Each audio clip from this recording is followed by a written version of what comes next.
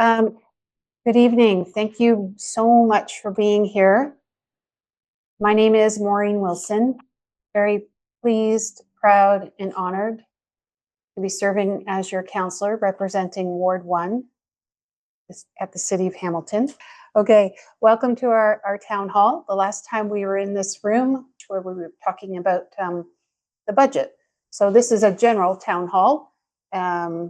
And we'll have time, certainly, for questions. Before I begin, I'll be reading the land acknowledgement, which is our practice. The City of Hamilton is situated upon the traditional territories of the Erie, Neutral, Huron-Wendat, Haudenosaunee, and Mississaugas. This land is covered by the Dish with One Spoon Wampum Belt Covenant, which was an agreement between the Haudenosaunee and the Anishinaabe to share and care for the resources around the Great Lakes. We further acknowledge that this land is covered by the Between the Lakes Purchase 1792 between the Crown and the Mississaugas of the Credit First Nation. Today, the City of Hamilton is home to many Indigenous peoples from across Turtle Island, and we recognize that we must do more to learn about the rich history of this land so that we can better understand our roles as residents, neighbors, partners, and caretakers. It's easy to recite a land acknowledgement, and I try to offer a little bit of personal perspective each time I do. This last year, Ward 1 hosted 2 information sessions at the Westdale Theatre. We were very fortunate to have 2 Indigenous speakers who gave us different perspectives on treaties. And it was over 300 people. Some of your friends and neighbors attended. I don't know if anyone in this room attended, but Kat did. I thought it was very informative, rich in history, and certainly underscored the importance of the honoring of these treaties, understanding what they meant, what they mean, and the obligation that is shared. Just a quick rundown of the agenda for tonight. I've done, obviously, the welcome and the land acknowledgement. There are some folks joining us online. So if we have time, invite those folks to ask questions as well. I'll be introducing some of our guest speakers for tonight, and I'll be giving my update, and then I'll be turning over the floor to ending the evening with another of our guest speaker. Okay, thank you. It is my great pleasure to introduce our first guest speaker. I often get questions throughout the ward on the phone, email, whether I'm at the grocery store, whether I'm at a neighborhood association meeting about crime activity and how is our crime activity in the neighborhood. And Ward 1 has been very well served ever since I was elected, in my opinion, by Hamilton Police Service and the crime manager. This has been a rule for us. We seem to be very blessed. So it is my great pleasure to introduce our brand new crime manager, Sergeant Al Schultz. He is everywhere all the time and very responsive. He was with us at a KNA Neighborhood Association meeting in this very building the other week, and he never hesitates when he can to show up. So I'm going to turn it over to Sergeant Schultz if he wants to come up to the mic. And I'm told you have to stand on this X, Al. Sure thing. Sure thing. Hello, everybody. As mentioned, my name is Al Schultz. For the people who I have not met yet, versus 2 weeks ago or at other neighborhood association meetings, I've been with the department for 25 years. Back in October, my commanders had reached out to me and offered me the job as crime manager for 2026. I was a little bit reluctant at first because I truly love working patrol duties. I love the 12-hour rotating shifts. This is primarily a day shift. One thing I did mention when I first met Councillor Wilson and Miss Stephanie and Mary Louise on our very first meeting was over the course of my 25 years, even though I've been in and out of patrol duties, I always gravitated to the west end of Hamilton, gravitated to Westdale.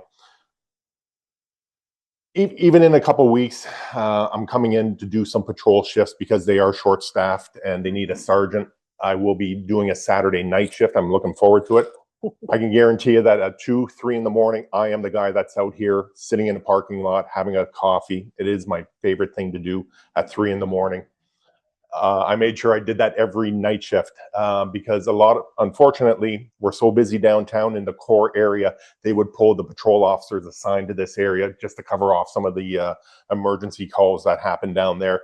I made sure I was out here for that big call should something happen. And then when I say, 101, which is my call sign, 101, I got this, I can guarantee 2 other young officers are going to back me up. So there's always somebody out here taking care of you and watching out for your best interests. So now as a crime manager, again, this is going to be a little bit of a repeat as to what we discussed a couple of weeks ago here at the Kirkendall AGM. But I just compiled the entire year for Ward 1. So this does include Strathcona, Kirkendall, Westdale,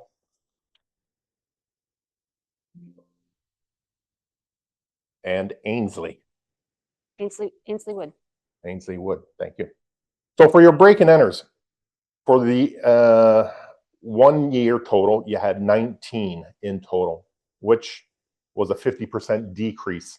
The majority of these break and enters were sheds and outbuildings, and a lot of them also went into the industrial area over on Frid Street and their outbuildings. As for assaults, 31 assaults in total, which was a 7% increase. But again, the majority of these are domestic related, brothers and sisters, where mom and dad lost control and they have to call the police. We respond, we take care of business, calm everybody down. Could be a family trouble, or it was a consensual fight between 2 people. And so your total for assaults was 31. Sex assaults, total of 8. Again, this is a mix of domestic related matters, as well as, unfortunately, the sending of intimate images. That is a 0% change. Of the 8, 3 of these occurred at one single address, which involved various roommates. Robbery, there was only 1 robbery in the course of the year, and that happened at a center where youth stole a phone and shoes off another youth. And the definition, I always remembered this from the police college, definition of robbery is theft with violence. So when a group of kids beat up another youth for his shoes or cell phone, that goes into the robbery category. When it comes to thefts and thefts from autos, there was a total of 58. A lot of these were, some involved employees breaking into their former employer's car and stealing the credit cards and using it for their financial gain. Unfortunately, tools for various contractors left in plain view in the back of the pickup truck, electronics, computers, and unfortunately, many cars being left unlocked, and it's an opportunity theft.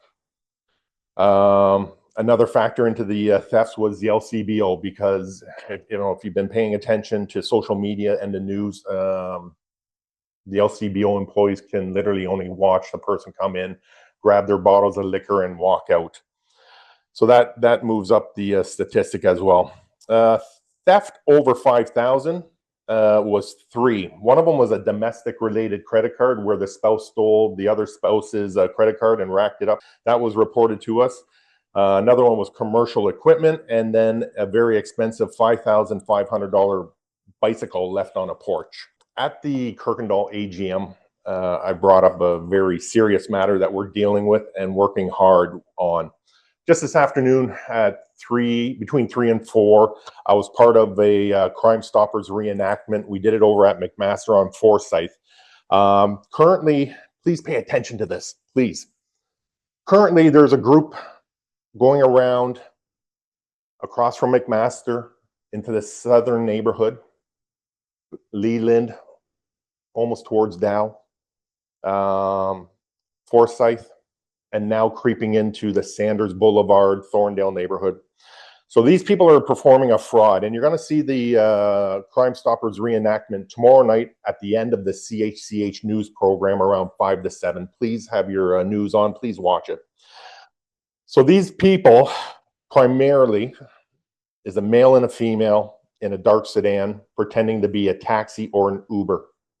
The female, the male driver, the female's out of the car watching for their victim, a McMaster student, to walk by, typically a male, because the female will be distraught. The female will approach the male and say, my taxi driver or my Uber driver will not accept cash, and she'll have a $10 or a $20 bill in her hand. He will not accept cash. Can you pay for my Uber or my taxi using your debit card? I'll give you the $10 or the $20 and you get to keep the change. You're going to feel proud. You're going to feel good about yourself by helping out a young lady. You slide, you'll go to tap your debit card or credit card onto the machine. The driver's going to tell you, oh, my tap's not working. Can you please insert it? You're going to insert your credit card or debit card into the machine. You're going to enter your PIN. They now lock your PIN. Once the PIN has been entered into that machine, the female is going to profusely thank you for being such a good person and helping her out. You're now distracted. The driver removes he's looking at your credit card or debit card, says that it says TD or BMO or Simply, and he goes into his little stash of cards, prints you a receipt for the $7 or the $13, gives you back a fake or not your debit card or credit card, but it's the same bank, BMO, TD, Simply. You walk away proud with your receipt and your debit card, put it in your pocket. You walk away proud that you just helped the stranded young lady. 20 minutes later, if that long, you get a notification from the bank about suspicious withdrawal activity. You go online, you check your bank, and you are lost $500, whatever your daily allowance is. Upwards, we've lost over $2,000. So please, please, please, you want to help people, don't help people. I don't know any other way to put it. I really don't. If it's too good to be true, that's exactly what it is. It is, yeah. So that's the scenario I just gave you, which happened, I think we're up to 17 now in this, right across from the McMaster in the southern area of the Leland to Dow neighborhood. Forsyth, which is where we did our Crime Stoppers reenactment today, involved an identical MO. The lady on the southern across from McMaster is a dark-haired young lady. We did a media release with her photo, but of course she's masked up on March 4th. That'll be hopefully part of the reenactment tomorrow, just like as a still shot, because that's all we have of her. And then the Forsyth, it only happened twice, once in January, once in at the end of March, beginning of April. The young lady, identical, blonde lady, approaches a male victim and does the exact same thing. Driver won't accept cash. Can you please pay by debit? Now this week, we've experienced 3 new ones, same MO. It's identical. I don't know if there's a internet subculture says this fraud is working fantastic, you should try it. But we've had 3 this week alone where it is a Domino's pizza delivery guy. So it's a charcoal gray sedan. We got the license plate this time, thank God, because somebody was tuned in and turned on and walking by with their cell phone because they seen their friend talking to somebody that looks suspicious. So this is the one that's going on in the Sanders Thorndale neighborhood right now. It's a charcoal gray sedan, 4-door Hyundai. It is a rental car, which is going to help us because our detectives can do a production order to find out who is renting that car. It is out of Brampton. They do have a Domino's Pizza sign stuck to the trunk of their car. The person, this time, you have the male driver, but you also have a male, late teens, early 20s, black male, dreadlocks. He says, hey man, I just bought a pizza. It's $13. Driver's not allowed to accept cash. I got a 20. Can you pay for my pizza using, like, do you have a debit or a credit card? I'll give you the 20. You keep the cash, man. they can keep the change. Again, you want to be helpful. You think that you're going to profit from it and walk away being the hero. It's identical. Tap. Oh, my tap's not working. Can you insert it? Insert it. Enter your your PIN. They have it. They give you your fake card back. You go home and you're out hundreds, if not thousands of dollars. Pay attention, please. We really want these guys. We're told from Toronto Police that these suspects, or the ones that they've encountered, will ram our cars. So as a sergeant, we do have to be cautious and careful as to what we allow our members to do for public safety out on our roads. If there's anybody from the neighborhood of Charlton and Reginald in regards to the stop sign, as soon as the stop sign went up, counselor's office, crime manager's office started getting calls about cars driving right through it. We were able on a few days to send some of our patrol officers, because what we call our numbers, we had enough staffing. Day one, within an hour, the one officer gave out six failed to stop tickets. The next day we asked, hey, can you send somebody out there again? 20 tickets were issued. And that's all within the time of children going to school as well, around the noon hour. So he got 10 first thing in the morning and another 10 around noon hour. That's pretty much it for my presentation. Thank you again, Sergeant Schultz. And thank you for your willingness to stick around and answer any additional specifics. Okay, this is my part of the agenda where I give an overview, high level, of what's going on in Ward 1. Some of this is also set out in a brochure that we hope that you enjoyed receiving through your mailbox. So there we are. When I was campaigning in 2018, an overwhelming number of Ward 1 residents shared with me that they really valued their parks and their green space. They love living in an urban place. They understand that there's always some trade-offs when you do so, but one of the values that they underscored was the capacity to meet their friends and neighbors in a park. And I'm very pleased to say that Ward 1 has led the way in its park investment, and other wards are following. And just to give a high-level overview of what that investment looks like and where it's going. This was also set out in the brochure. So if I can do it by neighborhood, starting alphabetically with Ainsley Wood, there is a skate park that is coming for Alexander Park. It was delayed when they were beginning to do the work. They ran into some groundwater that had not been detected in any of the geo work, but it is moving forward. Also in Ainsley Wood is the Ainsley Wood Community Hub. What we have intentionally done, we have picked the largest parks in each of the 4 neighborhoods. There is an existing field house in each of those parks. In a lot of too many occasions, that field house, which is a city asset owned by you, had been stagnant, underutilized, not utilized, used for storage. We were told that you want a public space that is yours, that you can meet with your neighbors, that you can rent, that you can have a birthday party, that you can do yoga, play euchre, whatever it is that you value and prioritize in your neighborhood. And that's exactly what we're doing in each of the 4 neighborhoods. In Ainsley Wood, it takes the shape of a small field house that is there. It's under construction right now, soon going to be ready, I believe, end of June-ish. It will have a multi-purpose room with a kitchenette. Every municipality is to abide by what's called AODA, accessibility design standards. We're putting washrooms, public washrooms. Municipalities over the last 40 years have gotten away from treating public washrooms as public infrastructure. And I was told by an aging population, a population that are caregivers to young children, that they would like investments in public washrooms in those parks. So there are 4 barrier-free universal washrooms that will be all season.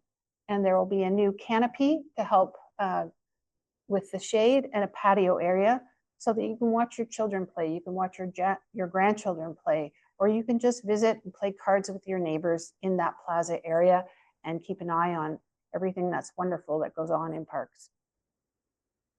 Coming over to Strathcona, there is an existing field house that internally has brand new universal accessible washrooms. We painted a mural on the outside. It was a pretty bland brown cream color.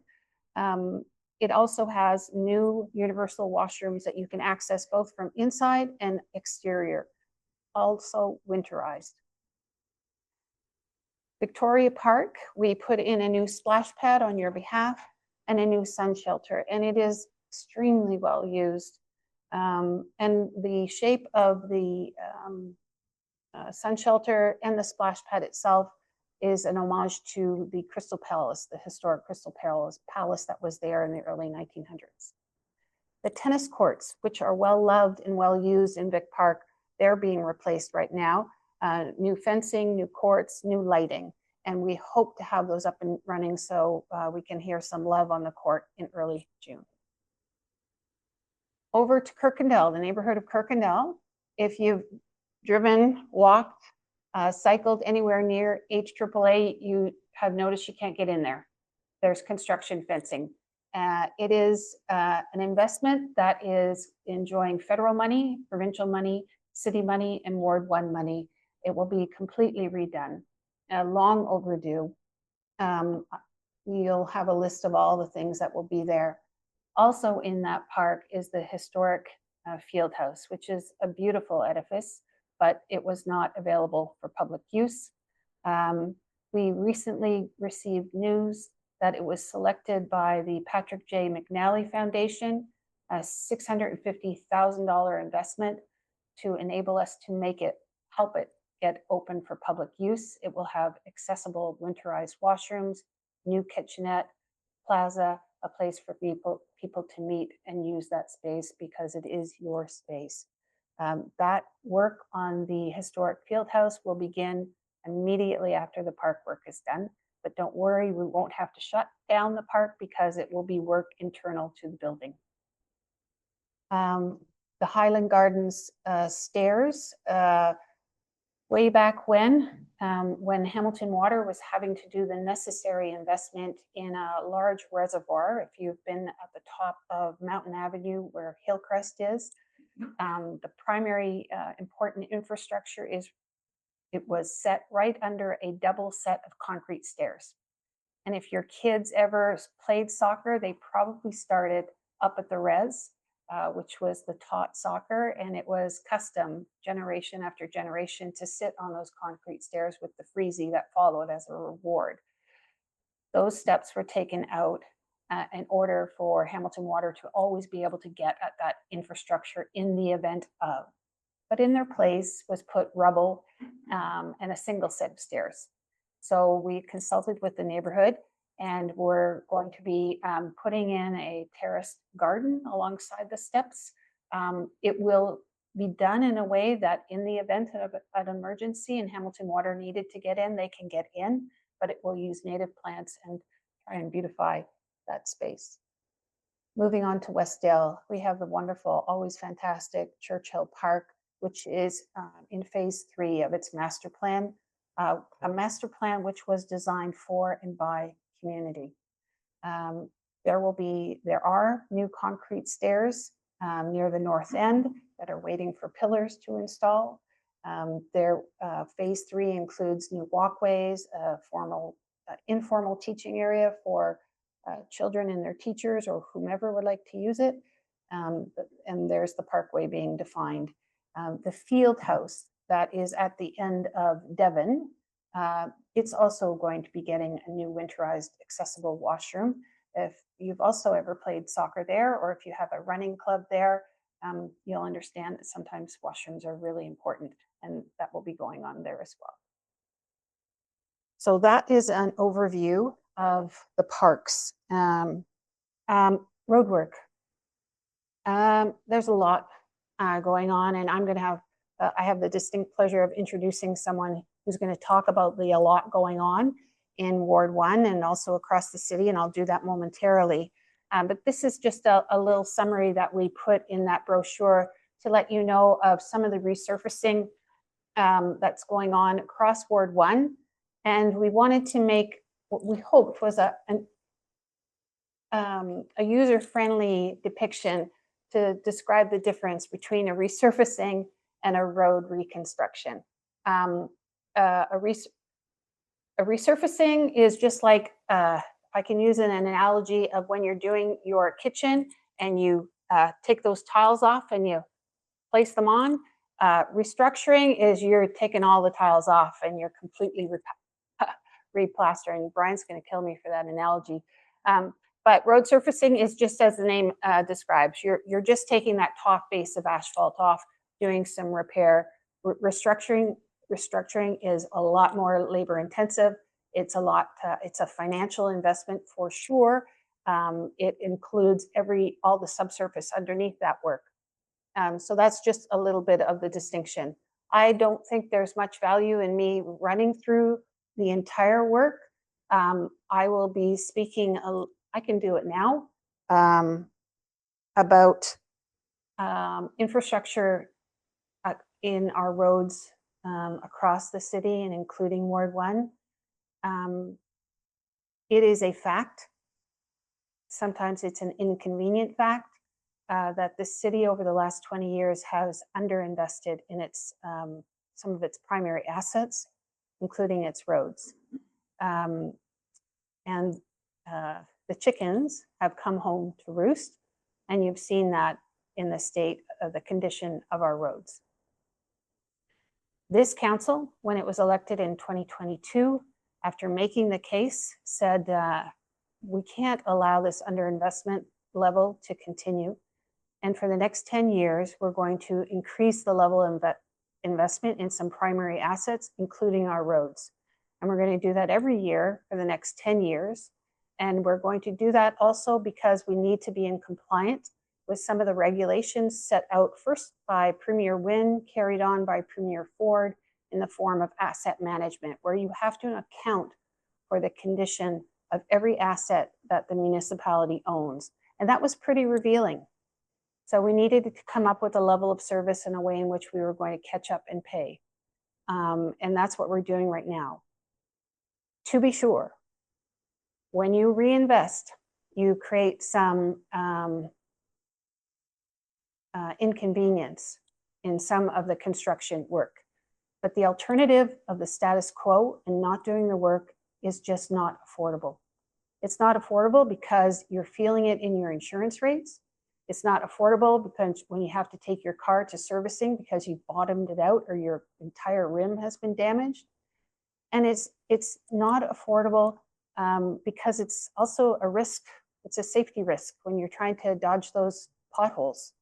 And so we've made investing in that primary asset a priority as part of this new council. But it will create inconveniences for you, but it has to be done. Because when a road deteriorates to a condition, it starts affecting the subsurface infrastructure. So it starts affecting the waterworks beneath it. And that's big money when you have to reconstruct. So we want to resurface to elongate the life of a road. So, and then we need to reconstruct when it's at the point. And believe it or not, all the reconstruction, there is a schedule to it. It does make sense because we are trying, it's all tied together with some of our Hamilton Water plans. So I can certainly take questions on this, or I will be shortly introducing Director of Engineering Services and the Manager of Construction. You could hold your questions if you have questions about these roads or construction in general. Okay. The other thing I've been hearing at the doors over the last 8 years is a concern about the state of housing and affordable housing and access to housing. And of course, the most tragic form of this crisis is in the form of when we see people without a home at all. It takes other forms as well when we have perhaps people living in a place that no longer meets their needs. It may be too small. Maybe they'd like to start a family and they need a little bit of space. Maybe they need some other supports in place. The housing crisis is not unique to Hamilton. We're reading and seeing about it across Canada, across North America, even in Europe, but it is pretty pronounced in Canada. Over the last 50 years, successive governments have made a decision that we're going to rely primarily on the private housing market to solve our housing problems, 94%. My issue is not doing battle with that statistic. But if we're going to leave things to the private market, then we have to talk about the things that affect people's capacity to get into the private market. That includes things like sufficient income. If you're a person living with disability, that means the capacity to live with dignity and keep the place in which you're living. It also means a clear examination of that other 3%, which are co-op housing and affordable housing. So what the City of Hamilton has done is we created something called the Housing Secretariat. And that is the person in the office whose responsibility is to make sure all of the city's divisions and departments are working in concert with the goal of getting, yes, some private units on the market, but certainly some non-private units increasingly on the market. And we do that with housing providers, not-for-profit housing providers. And this city is very rich in, very blessed with having a number of housing providers who are well practiced. And so we have something called the Housing Sustainability and Investment Roadmap. That's our master plan. It provides this council with the discipline it's needed in order to follow that plan. It has many parts to it: land acquisition, rent subsidies. Sometimes it's just not about getting a unit. Sometimes it's including a small rent subsidy in order to enable someone to stay in that unit. And that is the best way to eliminate that pipeline to homelessness. There are other measures and means. We have a large rental market. In Ward 2, 80% of the people living in Ward 2 and in downtown are renters. In Strathcona, about 63 to 69% are renters. The best way in which to also address housing precariousness is to help people stay where they are. But some people, when the housing market went like this, we saw that during COVID, there was a practice of rent eviction. And that means doing small repairs to a place in order to flip it, in order to get a higher rent value from it. And so what we're doing in the City of Hamilton, and all other municipalities are following suit, is we've put in safe apartment bylaws, which is trying to get capital repairs done and to keep people in those units when those repairs are being done in order to stop that pipeline to homelessness. We're also providing for a tenant defense fund. If some people need a little bit of help financially making their case at the landlord tenant board, their case is assessed, that investment is made, and it's making a difference. A lot of different measures in order to end the pipeline into precarious housing or no housing at all. So some of the investments that are coming online in partnership with those not-for-profit housing providers are there for you to see. The city doesn't have to provide the housing. The city needs to partner with people who are really good at building not-for-profit housing. And that means sometimes providing them with a little bit of upfront seed money so they can qualify for those federal/provincial funding programs. Then they get in that stream and they're successful. And those plans have been intentional, and I think we're starting to see the success of those plans. But to be sure, for every 4 units of affordable housing, we are losing the rate of affordable housing, we are still bleeding it. For every 1 unit we're putting on that's affordable, we're losing 4 out of the market. And in the last 20 years, we've lost 16,000 affordable units, which were defined at $750 a unit. So we have to have some conversations about what we're going to be able to do as a community and as a country and as a province in trying to focus on that 3% that's not in the market. It's my great pleasure to introduce Brian Hollingworth.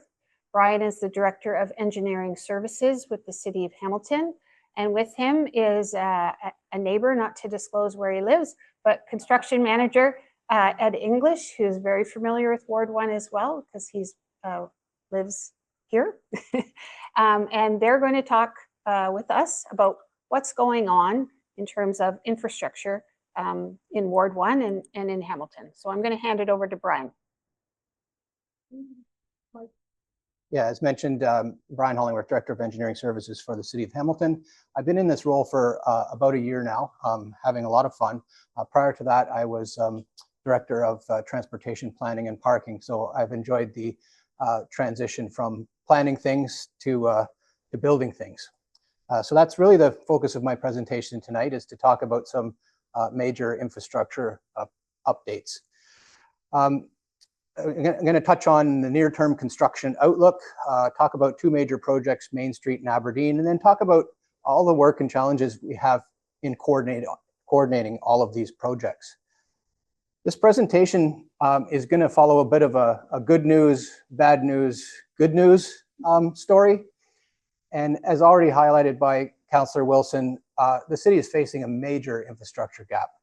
We need to be spending overall citywide about $5.2 billion over the next 10 years to kind of catch up and renew our infrastructure. And you see it on a daily basis with things like water main breaks. The good news part is there is a lot of investment happening in Ward 1 and many other wards.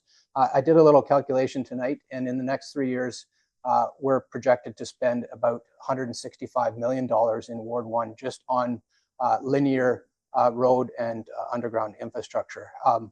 The bad news part about that is there's a lot going to be happening, and some of these are very major projects, 2 of which I'll touch on tonight.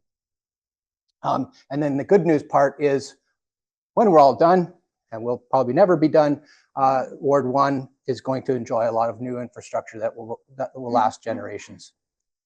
So the first project I'll highlight, very topical these days, is the Main Street project. And I'm starting to call it the Main Street project as opposed to the Main Street two-way conversion project, because it really is more than a two-way conversion. It started out that way, that's what we've been calling it, but it entails a lot of work, some of which you see has happened, is happening, and will happen well beyond a two-way conversion, and I'll get into that in a moment. But the project dates back to 2022, when Council, in great wisdom, directed staff to start advancing improvements to address safety challenges on Main Street. And back in time, I called it, we're trying to stop people from getting slaughtered on Main Street, because it's a 5-lane arterial traveling through what should be more pedestrian-oriented areas. So there's been a number of things that have been taking place already. You see the Jersey barriers out there on the north lane. Those were intentional on just narrowing the street and slowing traffic. At the same time, back in 2023, we started doing things like changing the signal timing, so you didn't get a green wave going right through the city. We made some changes to restrict right turns on reds to benefit pedestrians. We upgraded the lane markings for crossings, and all that has worked well. Is there more to do? Yes, but that's by statistics has reduced injury and fatal collisions by about 40%. So that's good. We have more work to do. So the key components of the project are full resurfacing. If you've driven on Main Street lately, you'll realize it's a little bit bumpy, especially as you come off the 403. We'll be addressing that through this project. We'll be replacing all of the curbs at the intersection. So we call them curb ramps, where the curbs are depressed for pedestrians and persons with mobility challenges. We'll be upgrading all those with new concrete and modern day standards persons with accessibilities. We'll be replacing a lot of the curbs which are broken. We're throughout the corridor looking at some greening opportunities, things like curb extensions and opportunities for tree planting and other things. There will be a cycling component, not out front here, but starting between Victoria and Sherman, we're going to be providing full protected cycling facilities. We'll be upgrading all the traffic infrastructure. So those signals have been there for a long time. All the wires and ducts underneath the roadway need replacing, and this is an opportunity to do that. Street lighting improvements, and last but not least, the big show, the two-way conversion, which I won't get into the benefits of that, but just things like allowing people to make better choices on routing on how they get to destinations. It will manage traffic flow. And just improve the street overall. This may be a little bit hard to see, but describe kind of what will be happening along with the two-way conversion. So we have 4 lanes right now to play with. From Dundurn to Queen Street, it will be a continuation of 3 lanes for now in the eastbound direction, and 1 new lane in the westbound direction, completing the two-way traffic. But we'll also be bringing in the lanes and providing a buffer, painted buffer between the vehicles and the sidewalk, slowing things down overall. That doesn't mean congestion, it just means people are traveling at a proper speed. As mentioned, upgrading all intersections. And this configuration will allow a little bit of flexibility over the coming years. We can use that lane for parking, for transit priority. Over time, as development occurs, start taking that space, and in my vision, greening it up with trees. We spent a lot of time thinking about what Main Street should look like, and really what it is lacking is facilities for good facilities for pedestrians and trees at the top hierarchy. So this design is not new. It was presented back in 2022-23 to council, and what we've been doing is working to put the details to that. So that work has entailed a lot of computer design, detailing all the components and quantities. We're at the point where we're ready to soon tender the project.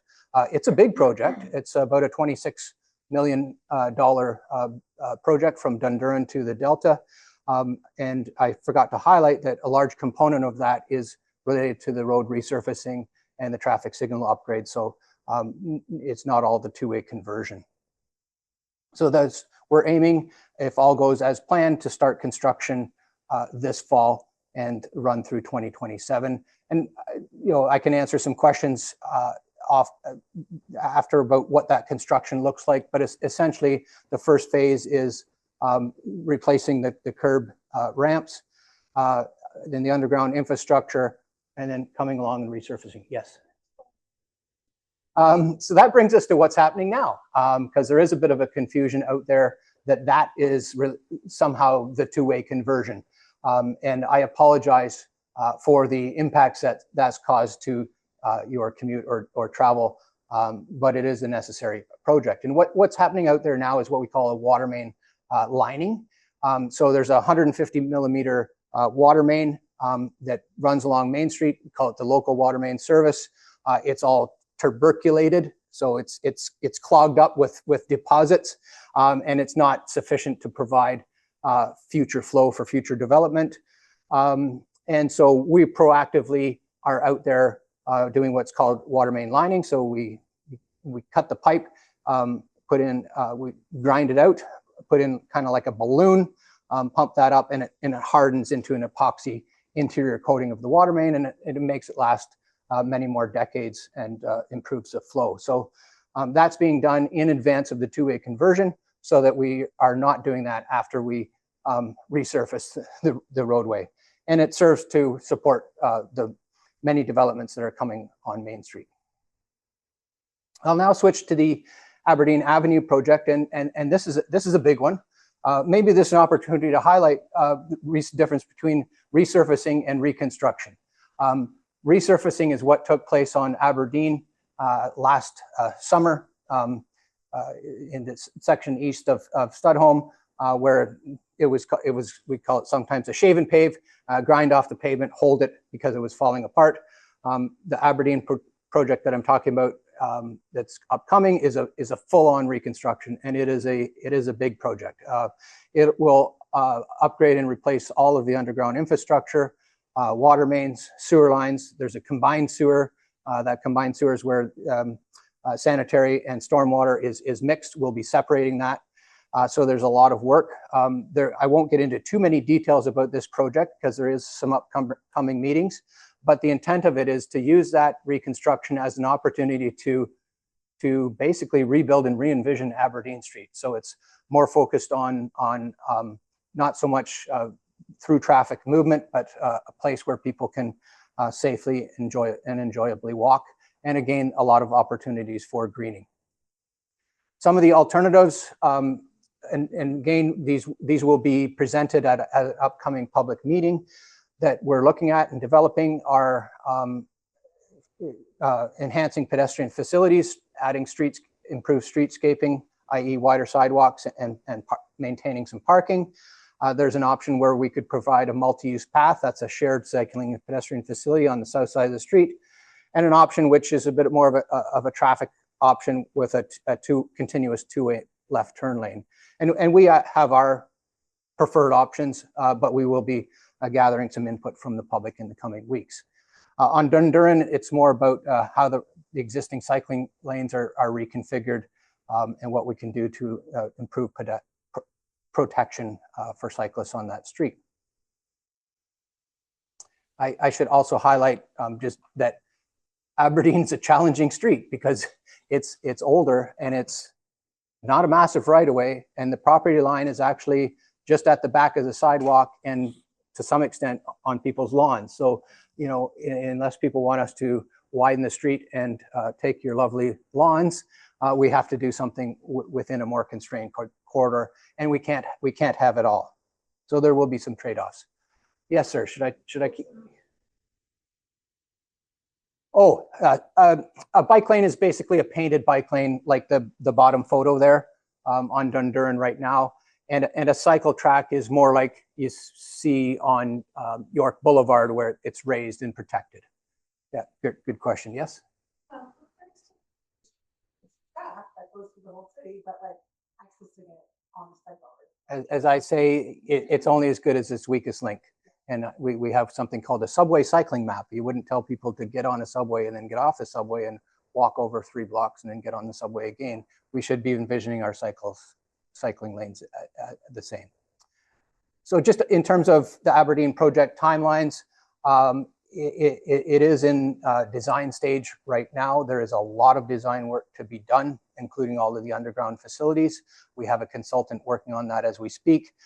We are trying to accelerate this project as much as possible because it is long overdue, and we're aiming for a start of construction in 2027. But there's a lot of work to do between now and then.